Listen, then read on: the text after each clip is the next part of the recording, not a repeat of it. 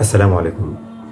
مقالكن maanta waxaan uga hadli doonaa ma doonaysa inaad noqoto qof qani ah. Haddaan si kale u dhahno, ma rabtaa inaad noqoto qof maanta bulshada dhexdeeda saameyn weyn ku leh. Bal fiir ragani waa Thomas Edison, Mark Zuckerberg iyo milkiilaha shirkadda Facebook oo ah Mark Zuckerberg. iyo sidoo kale Thomas Edison oo ah ninka soo ikhtiraacay nalka. ninka ugu dambeeya oo ah Bill Gates. raggani waa rag la yaqaano oo maanta dunida lacag iyo hanti iyo maal magac ka sameeyay. dadkan sidee wax ku sameeyeen? Thomas Edison waa ninkii soo ikhtiraacay nalka ilaa maanta aan isticmaalno. sidoo kale Bill Gates waa aasaasaha shirkadda Microsoft.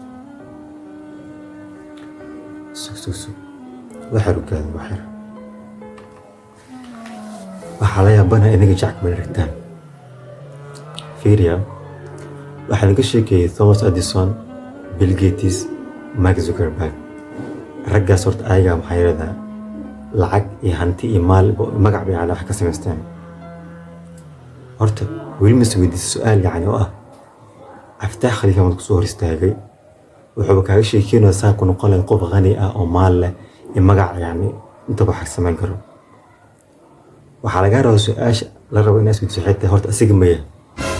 bismillaahi raxmaan horta anaaba maanta shid inta la fadhino waxa isku haynay waxaa rabaa in kaga sheegaysaa qani ku noqon lahaydeen. akhayra runta isku sheegno.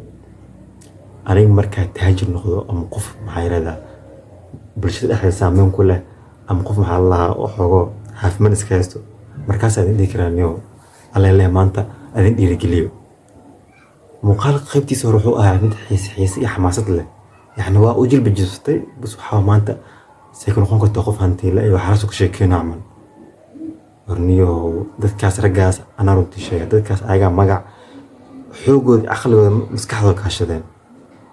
ayaga la dhageystaa ayaga say wax ku sameeyaan laakiin ani mihi macna qof dhageysan karo anigu mihi ana meeshaan jeclay gumays. مع السلامة. السلام عليكم. باي باي.